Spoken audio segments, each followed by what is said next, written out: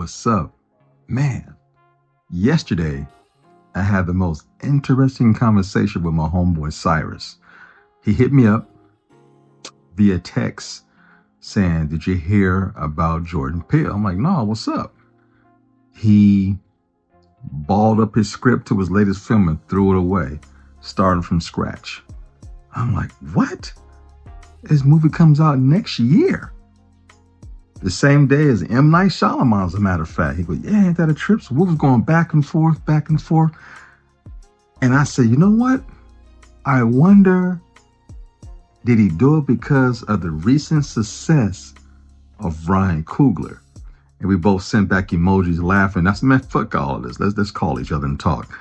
And we chopped it up for a good hour. Because up until Sinners, I felt that Jordan Peele couldn't be touched. And we had our own kind of like Wes Craven. When I say us as black folks, we had an auteur director who specialized in horror. 3 hits in a row. Studio darling. He makes the studio money. Nope was so successful, even before it opened up, they knew they built a special little entertainment center about the movie Nope on the lot of Universal at the theme park. I'm like, okay, this man is Mr. Hollywood. First movie won an Oscar.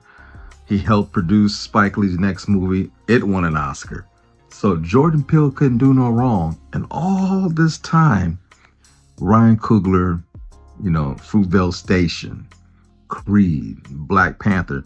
Black Panther was probably his biggest project, and working with Marvel, you can't go wrong, but he has special privileges. He wrote the script himself, everything.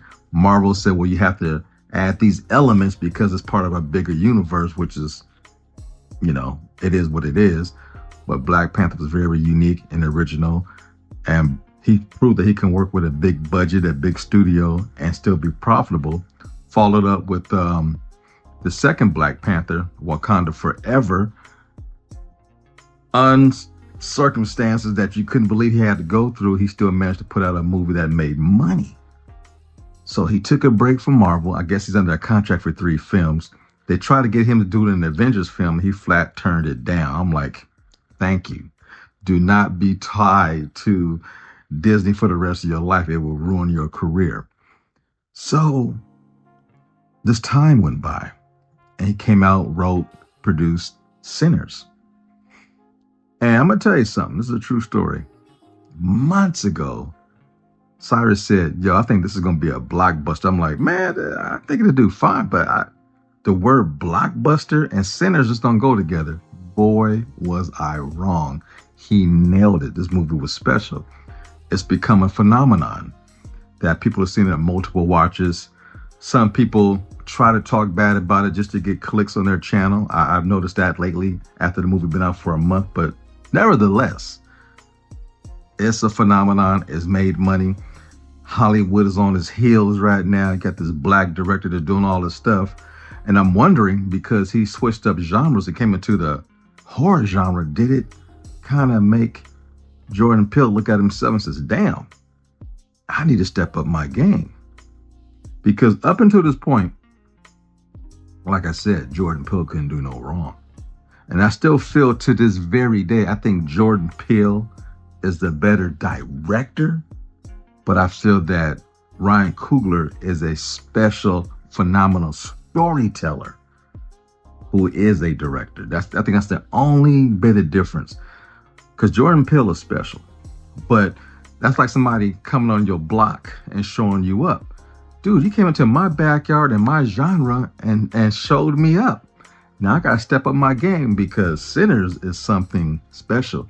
And it's not scary, well, depending who you ask. But this movie got horror heads to come out, people of color to come out, people who are history buffs to come out to support this movie. And it's like one of the biggest movies of the year. Hopefully it'll do well in the Oscar race. That's yet to be seen. But I've never seen a film to do this, to make other filmmakers go, wait a minute, crumple, crumple, crumple.